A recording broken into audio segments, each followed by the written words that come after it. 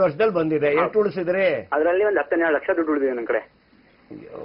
ಸಂಸಾರ ಮಾಡ್ಕೊಂಡು ಉಳಿಸೋದು ಕಷ್ಟ. ಏನಿವೆ ಬಿಡಿ, ಬ್ಯಾಂಕ್ ಅಲ್ಲೇ ಇದೆಯಾ? ಇಲ್ಲ ಸರ್, ಅದು ಬೈ ಕ್ಯಾಶ್ ಇದೆ. ಬೈ ಕ್ಯಾಶ್ ಕಷ್ಟ ಅಲ್ಲ ಅಣ್ಣ. ಅದೇ ಹೆಂಗ್ ಮಾಡ್ಬೋದು ಸರ್? ರಿಟರ್ನ್ ಫೈಲ್ ಎಲ್ಲ ಮಾಡಿದ್ದೀನಿ, ಪ್ರತಿ ವರ್ಷ ನಾನು ಟ್ಯಾಕ್ಸ್ ಕಟ್ಟಿದ್ದೀನಿ. ನೀವು ರಿಟರ್ನ್ ಫೈಲ್ ಮಾಡಿರ್ತೀರಿ ಸರಿ, ಬಟ್ ಇಷ್ಟು ಕ್ಯಾಶ್ ಉಳಿದಿದೆ ಅಂತ ಹೇಳೋದು ಕಷ್ಟವೇ? ಅದಕ್ಕೆ ಫ್ಯಾಮಿಲಿ ಎಷ್ಟು ದೊಡ್ಡದಿದೆ? ಮದುವೆ ಆಗಿದೆಯಾ? ಮದುವೆ ಆಗಿದೆ ಸರ್. ಮಕ್ಳಿದ್ದಾರೆ? ಇಲ್ಲ ಸರ್. ಮಕ್ಳಿಲ್ಲ? ಗಂಡ ಹೆಂಡತಿ ಇಬ್ರೆಯಾ? ಇಬ್ರೇ ಸರ್. ಅವ್ರಿಗೂ ಏನಾದ್ರು ಆದಾಯ ಇದೆಯಾ? ಇಲ್ಲ ಸರ್, ಅವ್ರದ್ದೇನಿಲ್ಲ. ಇಲ್ಲ. ಇಲ್ದೇ ಇದ್ರೆ ನಾನು ಹೇಳ್ತೀನಿ ಕೇಳಿ, ತಿಂಗಳಿಗೊಂದು 20,000 25,000 ಖರ್ಚಿಗೆ ಬೇಕಲ್ವಾ? ಆಯ್ತು, ಮಿಕ್ಕಿದ್ದನ್ನು ಉಳಿತು ಅಂತ ಹೇಳ್ಬೋದಪ್ಪ, ಸಮಸ್ಯೆ ಇಲ್ಲ. ಆದ್ರೆ ಒಂದೇ ಸಾರಿ ನೀವು ಇಷ್ಟನ್ನು ಹಾಕೊಂಡ್ರೆ ಪ್ರಶ್ನೆ ಕೇಳ್ತಾರ ಅಂದ್ರೆ ಖಂಡಿತ ಕೇಳ್ತಾರಪ್ಪ. ನಾನು ಆದಾಯ ತೆರಿಗೆ ಇಲಾಖೆಯಿಂದ ರಿಟೈರ್ ಆಗಿದ್ದೀನಿ. ನನಗೆ ಯಾರಾದ್ರೂ ಬಂದು ಸಾರಿ 20 ಲಕ್ಷ ಮನೇಲಿ ಇಟ್ಕೊಂಡಿದ್ದೆ ಬ್ಯಾಂಕ್ ಹಾಕದೆ ಅಂದ್ರೆ ನಾವು ಫಸ್ಟ್ ಕೇಳೋದು ಏನ್ ಗೊತ್ತಾ ಅವ್ರನ್ನ? 20 ಲಕ್ಷ ಯಾಕೆ ಇಟ್ಕೊಂಡಿದ್ರಿ ಮನೇಲಿ? ಒಂದು. ಎರಡನೇದು, ನಿಮ್ ಪಾಸ್ಬುಕ್ ತಗೊಂಡ್ಬನ್ನಿ. ನೀವು ಈ ತಿಂಗಳ ಸಂಬಳ ಅದಕ್ಕೆ ಹಾಕಿರ್ತೀರಿ, ಅದ್ರಲ್ಲಿ ಒಂದು 15,000 ಡ್ರಾ ಮಾಡಿರ್ತೀರಿ. ನಾನ್ ನಿಮ್ಮನ್ನ ಕೇಳ್ತೀನಿ, ಅಪ್ಪ ನಿನ್ನ ಹತ್ರ 20 ಲಕ್ಷ ಮನೇಲಿ ಇತ್ತು, ಈ 15 ಯಾಕೆ ಡ್ರಾ ಮಾಡದೆ ಅಂತ ಕೇಳ್ತೀನಿ. ಉತ್ತರ ಕೊಡೋದು ಕಷ್ಟ ಆಗಲ್ವೇ?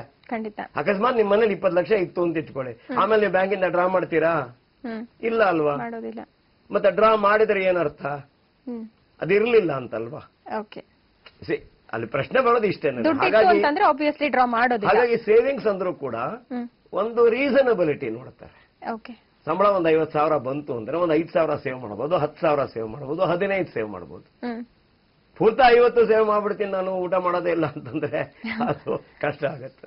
Okay sir. ಇನ್ನು ಶಿವಮೊಗ್ಗದಿಂದ ಮಂಜುನಾಥ್ ಕರೆ ಮಾಡಿದ್ದಾರೆ. ಮಂಜುನಾಥ್, ಹೇಳಿ, ಏನ್ ಮಾಹಿತಿ ಬೇಕಿತ್ತು? ನಮಸ್ತೆ ಮೇಡಮ್. ನಮಸ್ಕಾರ, ಹೇಳಿ ಸರ್. ನಮಸ್ತೆ ಸರ್. ನಮಸ್ಕಾರ, ಹೇಳಿ ಸರ್. ಶಿವಮೊಗ್ಗದಿಂದ. ಅದೇ ಸರ್, ಈಗ ಗೋಲ್ಡಿನ ಬಗ್ಗೆ ಮಾತಾಡ್ತಾ ಇದ್ರೆ, ಈಗ ಗೋಲ್ಡ್ ನಮ್ಮ ಹತ್ರ ಇಲ್ಲ. ಈಗ ಇದ್ರು ನಮ್ಮ ಹತ್ರ ದುಡ್ಡಿದ್ರು ತಗೊಂಬಹುದಾ ಜಾಸ್ತಿ? ಅಣ್ಣ, ನಾ ಒಂದ್ ಹೇಳ್ತೀನಿ ಕೇಳಿ. ಗೋಲ್ಡ್ ನಿಮ್ಮ ಹತ್ರ ಇಲ್ಲ ಸರಿ, ಇಲ್ಲ. ದುಡ್ಡಿದೆ ಅಂದ್ರೆ ಎಷ್ಟಿದೆ ದುಡ್ಡು? ದುಡ್ಡು ಇಲ್ಲ ಸರ್.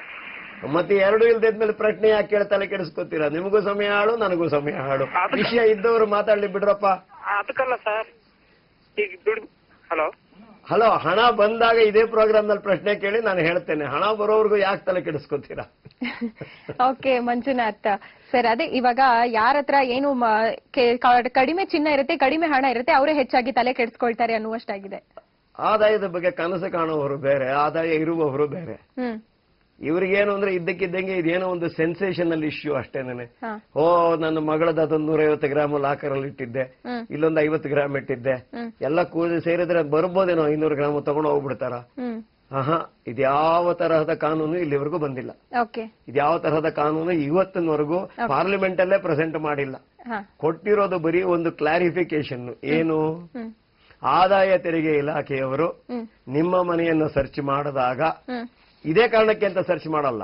ಸರ್ಚ್ ಮಾಡಿದಾಗ ಅಲ್ಲಿ ಚಿನ್ನ ಸಿಕ್ಕಿ ಅದು ಲೆಕ್ಕದಲ್ಲಿ ಇಲ್ಲದಿದ್ದರೆ ಆಗ ಈ ಪ್ರಶ್ನೆ. ಓಕೆ ಸರ್, ಅದು ಬರೋವರೆಗೂ ಪ್ರಶ್ನೆ ಇಲ್ಲ. ಓಕೆ, ಖಂಡಿತವಾಗ್ಲೂ ಯಾವುದೇ ಕಾನೂನು ಬಂದಿಲ್ಲ, ಇದು ಜಸ್ಟ್ ಕ್ಲಾರಿಫಿಕೇಶನ್ ಅಷ್ಟೇ. ಹಾಗಾದ್ರೆ ನಿಜವಾಗ್ಲೂ ಕೂಡ ಕಾನೂನುಗಳು ಬಂದಿದ್ಯಾ? ಆ ಬಗ್ಗೆ ಕೂಡ ನಿಮ್ ಜೊತೆ ನಾನು ಮತ್ತಷ್ಟು ಚರ್ಚೆ ಮಾಡ್ತೀನಿ. ಆದ್ರೆ ಅದಕ್ಕಿಂತ ಮುಂಚೆ ಒಂದು ವಿರಾಮ.